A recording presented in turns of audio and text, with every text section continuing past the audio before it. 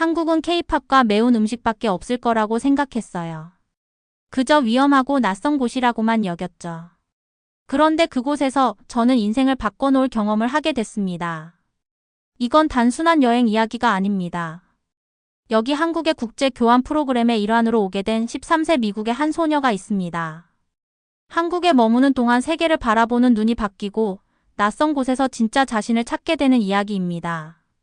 정말 가기 싫어했고 예상치 못한 목적지인 한국이 내 인생을 바꿀 줄이야.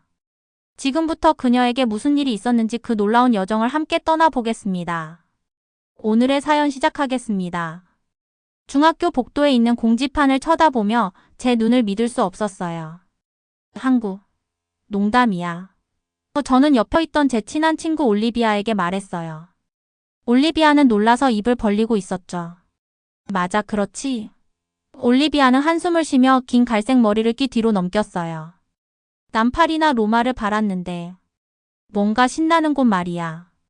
우리 학교는 방금 올해의 국제 교환 프로그램 목적지를 발표했는데 우리 둘 다 그것에 대해 기뻐하지 않았어요. 저는 시카고 출신의 13살 에밀리 톰슨이고 아름답고 오래된 건물들과 멋진 음식이 있는 유명한 유럽 도시들을 방문하는 꿈을 꾸었습니다. 한국은 절대 아니었어요. 한국에는 케이팝과 매운 음식 말고 뭐가 있다고. 그 다음 수업을 향해 복도를 걸으며 저는 불평했어요. 우리 운동화 아래에서 바닥이 삐걱거렸죠. 우리 엄마는 북한 때문에 거기가 안전하지도 않다고 해. 그때 우리 역사 선생님이신 워커 선생님이 우리 뒤에 나타나셨어요. 그는 두꺼운 안경을 쓰고 항상 나비 넥타이를 매는 키가 큰 분이셨죠. 사실 얘들아, 그가 갑자기 말씀하셔서 우리는 살짝 놀랐어요. 한국은 세계에서 가장 안전한 나라 중 하나란다. 그리고 음악 비디오에서 볼 수 있는 것 이상으로 발견할 것이 훨씬 더 많아. 저는 그냥 어깨를 으쓱했어요. 전혀 설득되지 않았죠. 워커 선생님은 항상 모든 것을 교육적으로 중요하게 들리도록 노력하셨어요. 그날 밤 저녁 식사 때 저는 부모님께 교환 프로그램에 대해 말씀드렸어요. 그분들이 그것이 나쁜 생각이라는 의견을 주실까 하는 바람으로요. 한국이라고? 아빠는 포크를 내려놓으시며 눈이 반짝였어요. 그건 정말 놀라운 기회야, 에밀리. 하지만 아빠, 저는 접시 위에 그린빈을 이리저리 밀며 싫어했어요. 저는 멋진 곳에 가고 싶었어요. 프랑스나 이탈리아 같은 곳으로요. 엄마는 손을 뻗어 제 손을 만지셨어요. 얘야, 이건 완전히 다른 것을 경험할 수 있는 기회란다. 내 친구들 대부분이 결코 볼 수 없을 것들을 말이야. 그게 바로 제가 걱정하는 거예요. 저는 중얼거렸어요. 제 불평에도 불구하고 부모님은 교환 프로그램이 멋진 기회가 될 거라고 생각하셨어요. 부모님은 그것이 제 시야를 넓혀줄 것이고 앞으로 대학 지원서에 올려도 좋을 것이라고 하셨죠. 그래서 다음날 저는 마지못해 지원서를 작성했어요. 어쩌면 제가 선발되지 않기를 바라면서요. 2주 후 저는 제 방에 앉아 휴대폰 화면에 합격 이메일을 바라보고 있었어요. 어찌됐든 저는 교환 프로그램에 선발된 12명의 학생 중 한 명이었습니다. 제 뱃속에 매듭이 묶인 것 같았어요. 교환 프로그램에 참석하는 12명의 학생은 매주 화요일 수업 후에 준비 모임을 가졌습니다. 다른 학생들이 한국 문화를 연구하고 안녕하세요와 감사합니다. 같은 기본 문구를 배우려고 노력하는 동안 저는 대부분의 시간을 책상 밑에서 휴대폰을 스크롤하며 보냈어요. 에밀리 워커 선생님이 우리들의 세 번째 모임에서 말씀하셨어요. 이번 주에 배운 한국 역사에 대해 발표해 볼래? 모두가 저를 쳐다보자 제 볼이 뜨거워지는 것을 느꼈어요. 저는 정말. 제 말은 오늘 밤에 할 예정이었어요. 몇몇 아이들이 키득거렸고 저는 의자의 자세를 더 낮추고 앉았어요. 그냥 2주만이야. 나중에 제 캐리어에 옷을 던져 넣으며 저는 스스로에게 말했어요. 그냥 견뎌내고 나면 얼마나 재미없고 지루했는지 모두에게 말할 수 있을 거야. 비행기를 타기 전날 밤 저는 잠을 이룰 수 없었어요. 저는 앞으로 있을 긴 비행과 제가 먹어야 할 이상한 음식들에 대해 생각하며 뒤척였습니다. 만약 제 호스트 가족이 영어를 못하면 어떡하죠? 만약 제가 길을 잃어서 길 표지판조차 읽을 수 없는 나라에 있게 된다면 어떡하죠? 마침내 잠이 들면서 저는 그때까지 한국으로의 여정이 제가 단지 한 나라뿐만 아니라 전체 세계를 보는 방식을 완전히 바꿀 것이라는 것을 전혀 알지 못했어요. 때로는 가장 가고 싶지 않은 곳이 가장 중요한 교훈을 가르쳐 주기도 한답니다. 서울로 가는 비행기의 여정은 정말 끝이 없는 것 같이 길었어요. 13시간 동안 비좁은 비행기 좌석에 앉아있는 것은 누구에게도 즐겁지 않아요. 특히 목적지에 대해 기대가 없을 때는 더 그렇죠. 저는 잠을 자려고 노력했고 영화 2편을 보고 배터리가 다 떨어질 때까지 휴대폰으로 게임을 했어요. 아직 안 도착했어? 저는 아마도 10번째로 올리비아에게 물었던 것 같아요. 그녀는 그냥 저를 향해 눈을 굴렸죠. 드디어 인천국제공항에 착륙했을 때 제 다리는 뻣뻣했고 이상한 각도로 자서 그런지 목이 아팠어요. 저는 공항이 혼란스럽고 복잡할 거라고 예상했어요. 하지만 탑승교를 나오자마자 제 입이 떡 벌어졌습니다. 와, 저는 완전히 놀라서 주위를 둘러보며 속삭였어요. 이곳은 마치 공상과학 영화에서 나온 것 같아. 공항은 자연광을 들여보내는 높은 유리 천장이 있는 거대한 곳이었어요. 모든 것이 새롭고 깨끗해 보였죠. 승객들을 돕는 로봇들이 돌아다니고 있었고 여러 언어로 된 정보가 표시된 화면들이 곳곳에 있었어요. 고향에서는 공항이 보통 사람들로 붐비고 긴 줄로 스트레스를 주는 곳이었죠. 이게 한국이야. 올리비아가 저에게 속삭였어요. 제가 느끼는 것만큼 충격받은 표정이었죠. 우리는 여권을 스캔하고 카메라를 보기만 하면 되는 자동화된 시스템 덕분에 입국 심사를 빠르게 통과했어요. 고향처럼 긴 줄이 없었죠. 우리 그룹은 고향에 까다롭던 입국 심사 몇 시간 대신 불과 몇 분 만에 통과했습니다. 우리 한국인 가이드 김 선생님은 밝은 미소로 우리를 맞이했어요. 그녀는 밝은 베이지색 블레이저를 입고 완벽한 영어를 구사했습니다. 한국에 오신 것을 환영합니다. 여러분을 여기서 만나게 되어 정말 기쁩니다. 그녀는 반갑게 인사를 하며 말했어요. 공항에서 서울로 가는 버스 안에서 저는 창문에 얼굴을 대고 있지 않을 수 없었어요. 저는 예상했었는데. 글쎄요, 제가 뭘 예상했는지 모르겠어요. 좀 덜 현대적인 것을 기대했나 봐요.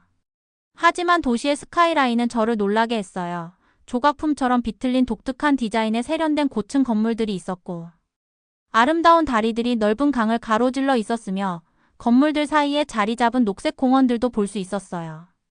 나는 그것이 모르겠어. 그냥 한국이 덜 발전됐을 거라고 그렇게 생각했어. 저는 그런 생각에 대해 부끄러움을 느끼며 올리비아에게 조용히 말했어요. 나도 그렇다고 하면서 그녀가 속삭여 대답했어요. 여기는 시카고보다 더 현대적으로 보여.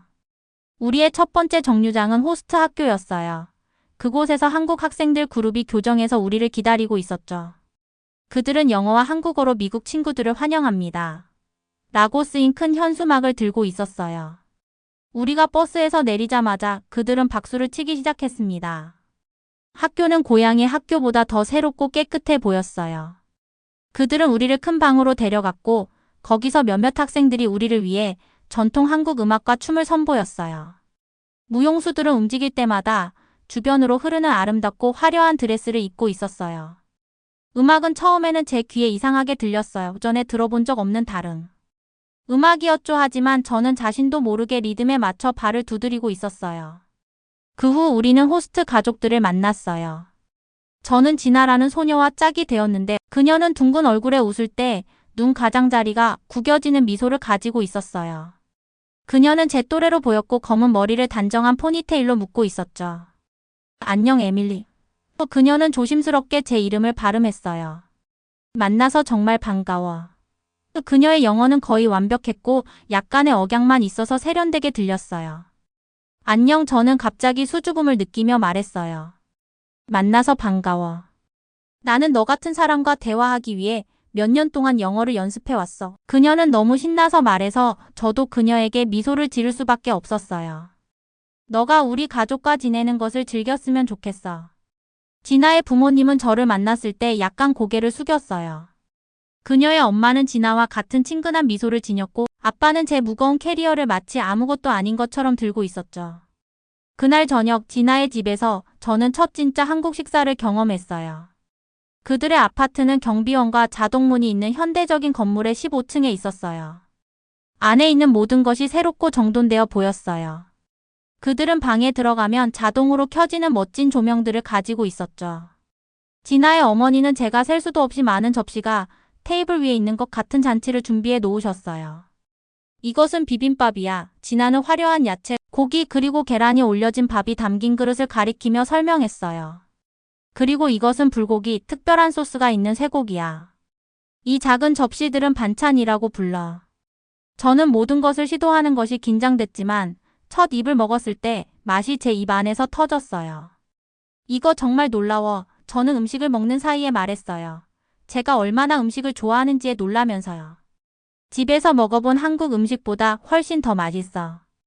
테이블에 있는 모든 사람이 미소를 지었고 이 여행이 시작된 이후 처음으로 저는 따뜻한 느낌을 느꼈어요. 그날 밤 게스트룸에 자리를 잡으면서 서울의 반짝이는 불빛을 창밖으로 바라보며 저는 중요한 것을 깨달았어요. 한국에 대한 제 생각은 이미 바뀌고 있었고 저는 여기에 온 지 하루밖에 되지 않았던 거예요. 다음 며칠 동안 우리 그룹은 서울 곳곳을 방문했어요. 저는 예상했던 것보다 훨씬 더 즐기고 있었죠. 매일 아침 저는 우리가 무엇을 보거나 할지 기대하며 일어났어요. 화요일에는 경복궁을 방문했어요. 김 선생님은 우리가 한복이라는 전통 한국 옷을 입을 수 있도록 준비해 주셨죠. 여자아이들의 드레스는 밝은 색상의 부풀어 오른 치마가 있어서 저를 마치 다른 시대의 공주님처럼 느끼게 했어요. 에밀리, 너 정말 예뻐. 진아가 제 한복 리본을 묶는 것을 도와주며 말했어요. 그녀의 한복은 분홍색과 초록색이었고 제 것은 파란색과 보라색이었죠. 너도 그래, 저는 빙글 돌며 대답했어요. 난 이런 옷을 입어본 적이 없어. 우리는 궁궐에서 정말 많은 사진을 찍었어요. 저는 안내판을 읽다가 올리비아에게 말했어요. 이곳은 600년도 넘었대. 내 나라 전체보다 더 오래됐어. 그날 오후 우리는 궁궐 근처 전통시장을 방문했어요. 저는 붕어빵을 맛보았는데 갑자기 제 주머니에서 휴대폰이 사라진 것을 알아차렸어요. 제 심장이 빠르게 뛰기 시작했죠. 그 휴대폰은 부모님이 제게 준 새 아이폰이었어요. 내 휴대폰이 없어졌어. 저는 공포에 질려 진아에게 말했어요. 누군가 훔쳐갔을지도 몰라. 다음 30분 동안 우리는 제가 걸었던 경로를 되돌아가며 찾아봤지만 소용이 없었어요. 저는 당황하기 시작했고 눈물이 제 눈에 고이기 시작했죠. 한국은 안전하다고 모두가 말했잖아. 저는 좌절감에 중얼거렸어요. 그런데 내 휴대폰은 도둑 맞았어. 진아의 제안으로 우리는 근처 경찰서로 향했어요. 경찰관은 우리를 친절하게 맞이했고 놀랍게도 영어로 말했어요. 걱정하지 마세요. 우리가 도와드리겠습니다. 짧은 시간 후 그는 좋은 소식을 전했어요. 누군가 붕어빵 가게 근처에서 휴대폰을 발견하고 신고했어요. 15분 후 한 젊은 남자가 제 휴대폰을 들고 경찰서에 도착했어요. 저는 깊이 고개 숙여 감사를 표했어요. 한국은 정말 특별한 곳인 것 같아. 저는 경찰서를 나오면서 진아에게 말했어요. 내가 지금까지 알고 있던 모든 것과 다르네. 다음 날 저희는 한국 고등학교를 방문했어요. 교실에는 터치스크린 보드, 태블릿 그리고 로봇 공학 실험실이 있었어요. 학교 식당의 음식은 우리 학교의 냉동 피자가 농담처럼 느껴질 정도로 맛있었어요. 학교 방문 중에 저는 미국에 대해 발표해달라는 요청을 받았지만 갑자기 무대 공포증을 느꼈어요. 진아가 제 옆에 와서 속삭였어요. 괜찮아, 에밀리. 천천히 해.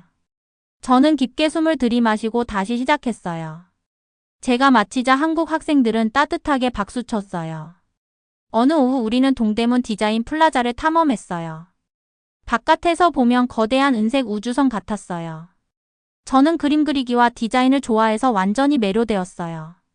한국의 기술과 디자인에서 이렇게 앞서 있는지 몰랐어요. 저는 워커 선생님께 인정했어요. 그는 아는 듯이 미소 지었어요. 그래서 여행이 그렇게 중요한 거야, 에밀리. 우리가 알고 있다고 생각하는 것에 도전하니까. 그러나 그날 밤 저는 갑자기 혼란스러운 감정에 휩싸였어요. 제가 한국에 대해 얼마나 무지했었는지 부끄러워졌어요. 더 혼란스러운 것은 제가 이제 한국이 마음에 든다는 것이었어요. 사실 저는 여기 있는 것을 사랑하고 있었죠. 그러나 이것이 제 정체성에 무슨 의미였을까요? 만약 제가 한국을 좋아한다면 그것은 제가 미국인으로서의 제 자신을 배신하는 것이었을까요? 다음 날 아침 저는 홈스테이 가족과 함께 아침을 먹으며 조용했어요. 진아는 즉시 알아차렸죠. 괜찮아. 그녀가 물었어요. 오늘 아침에 슬퍼 보여. 저는 한숨을 쉬었어요. 혼란스러워. 한국에 오기 전에 난 이곳에 대해 많은 선입견을 가지고 있었어.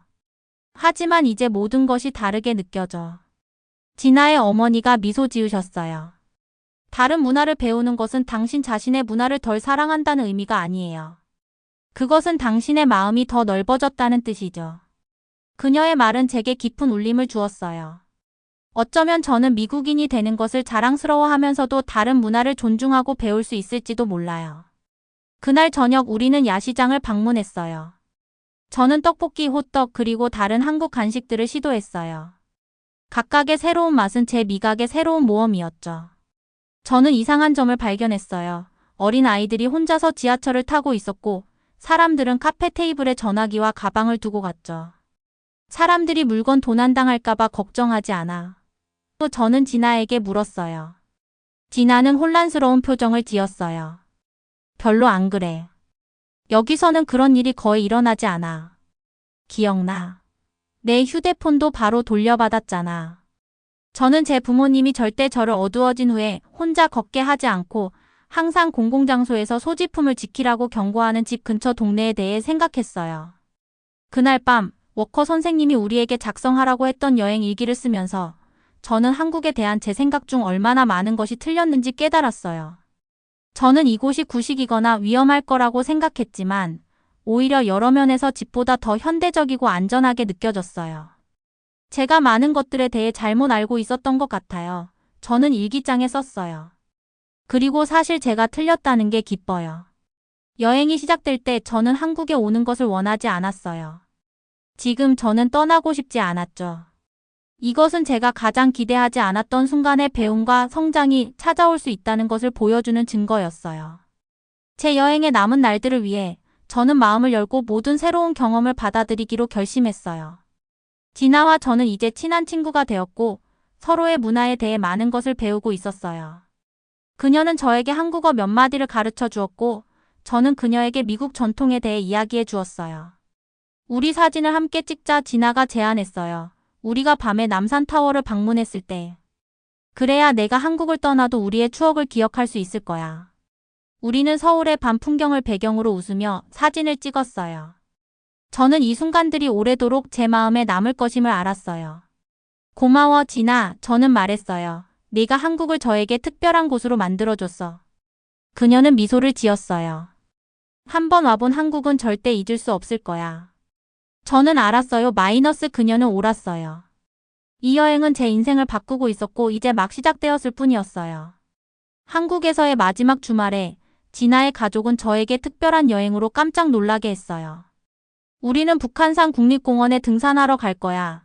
진아는 아침 식사 때 얘기했어요. 서울 근처에서 가장 아름다운 산이거든. 저는 고향에서 그다지 야외 활동을 좋아하는 사람이 아니었어요. 제가 했던 유일한 활동은 쇼핑몰을 걷는 것이었죠. 하지만 한국에서 거의 2주를 보낸 후 저는 무엇이든 시도할 준비가 되어 있었어요. 우리는 점심을 싸고 물병을 채우고 약 1시간 동안 차를 타고 이동했어요. 도착했을 때 저는 도시 바로 가장자리에 거대한 산이 솟아있는 것을 보고 놀랐습니다. 나무들이 그 경사면을 덮고 있었고 바위 봉우리들이 파란 하늘을 향해 뻗어 있었죠. 사람들이 매주 여기서 등산을 해. 저는 길에서 준비하고 있는 많은 가족들과 그룹들을 보며 물었어요. 네, 한국인들은 등산을 좋아해요. 진아의 아버지가 설명해 주었어요. 우리 국민들 다수의 취미죠. 등산은 제가 예상했던 것보다 더 힘들었어요. 우리가 바위길을 따라 올라갈 때 제 다리가 불타는 것 같았어요. 하지만 진아의 가족은 저를 격려했고 다른 등산객들은 지나가면서 미소 지으며 파이팅! 이라고 말했어요. 진아가 설명하길 한국어로 할 수 있어. 라는 의미라고 했죠. 2시간 등산 후 우리는 정상 근처의 평평한 바위에 도착했어요. 그 경치에 저는 숨이 막혔어요. 서울 전체 도시가 마치 3D 지도처럼 아래로 펼쳐져 있었죠. 높은 건물들, 구불구불한 강들, 푸른 공원들, 그리고 멀리 있는 산들까지. 저는 심지어 고속도로를 따라 움직이는 작은 자동차들도 볼 수 있었어요. 내가 여기 오기 싫어했다니 믿을 수 없어. 저는 우리가 주먹밥을 먹으며 앉아있을 때 말했어요. 나 완전 잘못 알고 있었어. 무슨 뜻이야? 진아는 저에게 물병을 건네주며 물었어요. 한국이 지루하고 재미없거나 그냥 케이팝에 관한 것만 있을 거라 생각했어. 저는 그런 잘못된 생각 때문에 부끄러움을 느끼며 말했어요. 하지만 한국은 생각했던 것보다 훨씬 더 많은 게 있었어. 기술, 음식, 사람들이 서로서로를 존중하고 주변 환경을 보호하는 방식 등 정말 많이 배웠어. 진아는 미소 지었어요. 내가 우리나라를 좋아하게 되어서 정말 기뻐. 언젠가 나도 미국에 가서 너의 고향을 볼 수 있으면 좋겠다. 그러면 정말 좋겠어. 저는 집으로 돌아간 후에도 진아와 친구로 남고 싶다는 것을 깨달았어요. 우리의 마지막 이틀은 너무 빨리 지나갔어요. 알아차리기도 전에 우리는 작별 만찬을 위해 학교 강당에 모여 있었죠.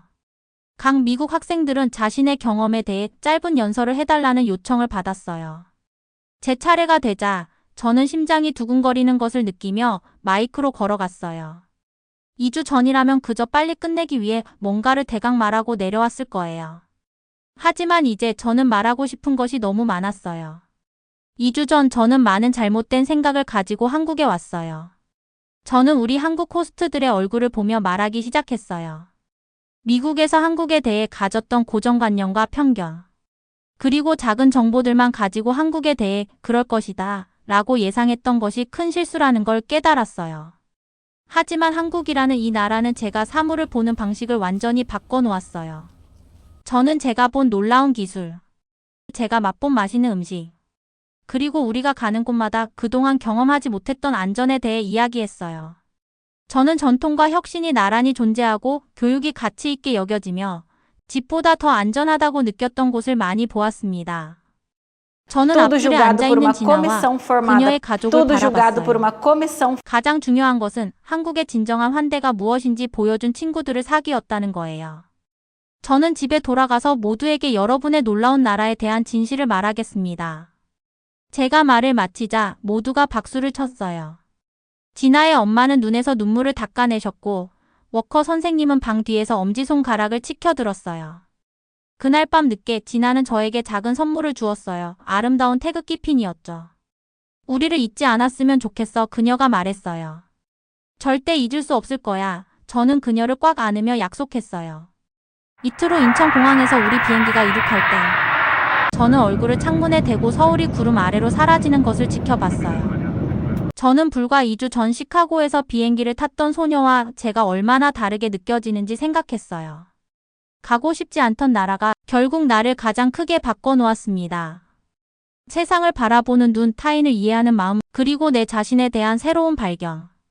한국에서의 2주는 제 인생에서 가장 소중한 2주였습니다. 시카고 학교로 돌아온 후 저는 한국에 대한 일종의 전문가가 되었어요. 사회 수업에서 저는 A+를 받은 결과로 발표를 했어요. 방과 후 한국 문화 모임도 시작했죠. 심지어 온라인 강좌를 통해 한국어도 배우기 시작했어요. 때로는 가장 가고 싶지 않은 곳이 결국 여러분을 가장 많이 바꾸는 곳이 되기도 해요.